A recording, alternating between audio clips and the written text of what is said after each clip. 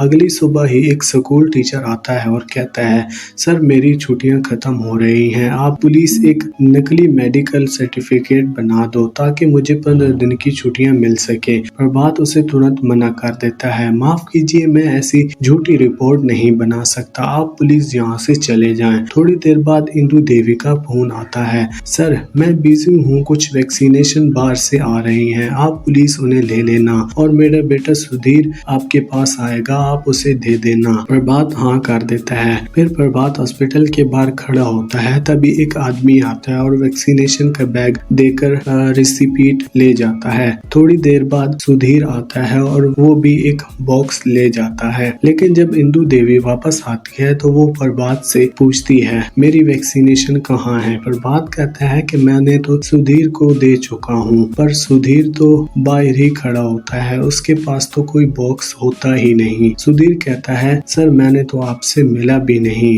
आप मुझे कुछ कैसे दे सकते हैं? सब शौक हो जाते हैं। अब बस एक ही गवाह बचा था, राम अवतार, जो वहाँ बैठा था, पर राम अवतार भी प्रभात की साइड नहीं लेता क्योंकि उसकी फसल पहले ही काट दी गई थी। वो कहता है, मैं उस आदमी को वैक्सीनेशन बॉक्स ले जाते हुए तो देखा था, पर सुधीर को देते हुए नहीं देखा, तो वो अब वैक्सीनेशन का बॉक्स गायब हो गया था। थोड़ी देर बाद प्रभात को सेंट्रल ऑफिस से कॉल आता है, उसे तुरंत बुलाया जाता है। दूसरी तरफ इंदु देवी अपने बेटे सुधीर को डांट रही होती है। फुटानी को सुधीर के खिलाफ काफी किसी से बात करते सुना था। सुधीर कहता है, माँ मैं तो बच्चों को कोचिंग देने गया था, लेकिन प्रॉमिस करता हूँ कि पढ़ लिख कर एक दिन सरकारी नौकरी जरूर करूंगा। तभी सीन कट होता है। प्रभात सेंट्रल ऑफिस पहुँचता है। डॉक्टर गौरजी भी वहाँ होती है। वहाँ एक ऑफिसर प्रभात पर चिल्लाता है, वो वैक्सीनेशन 6 लाख रुपए की थी, अब बताओ इसकी भरपाई कौन करेगा? जिसने ये किया है उसकी कंप्लेंट करो। सेंट्रल ऑफिस में ऑफिसर प्रभात से कहता है, जिसकी भी ये गलती है उसका नाम लिखो ताकि उससे पैसे वसूल किए जाएं। लेकिन प्रभात पूरा ब्लेम अपने ऊपर ले लेता है क्योंकि उससे पता होता है कि सुधीर कभी भी वो 6 लाख नहीं दे पाएगा क्योंकि वो एक गरीब खानदान से है। ऑफिसर गुस्से में बोलता है, एक तो तुम्हारे हॉस्पिटल में कोई पेशेंट नहीं आता, ऊपर से तुम हो के इतनी बड़ी गलतियां किए जा रहे हो।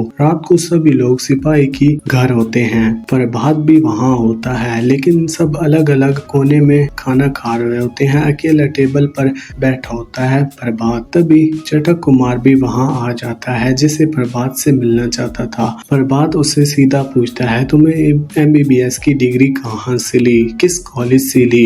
तब चटक कुमार कहता है, मेरे पास कोई डिग्री नहीं है, लेकिन लोगों का इलाज करता हूँ। तुम्हें दिक्कत इस बात से नहीं है कि मेरी डिग्री नहीं है, तुम्हें दिक्कत इस बात से है कि मेरी डिग्री होने के बावजूद भी तुम्हारे पास कोई पेशेंट इलाज को नहीं आ रहा। चटक कुमार बोलता है, मेरा काम चुप चुप के नहीं होता, पूरा गांव जानता है कि मेरे पास कोई डिग्री नहीं है, पर लोग फिर भी मेरे पास आते हैं क्योंकि वो मेरे ऊपर ट्रस्ट करते हैं और मुझे अपना दर्द समझते हैं। गांव में लोग एक दूसरे के साथ दुख सुख बांटते हैं। तुम यहाँ डिनर के लिए आए हो, सब लोगों से अलग खाना खा रहे हो, ये डिनर तुम्हारे लिए होगा, पर हमारे लिए सिर्फ पारिवारिक मिलन है और इसी बात का फर्क है तुम्हारे हॉस्पिटल और मेरे क्लिनिक में। चटक की बातों सुनकर प्रभात थोड़ा इमोशनल हो जाता है। उसे रियलाइज होता है कि गांव वालों से कनेक्शन बनाना जरूरी है, सिर्फ दवा नहीं बल्कि दिल भी चुनना पड़ता है।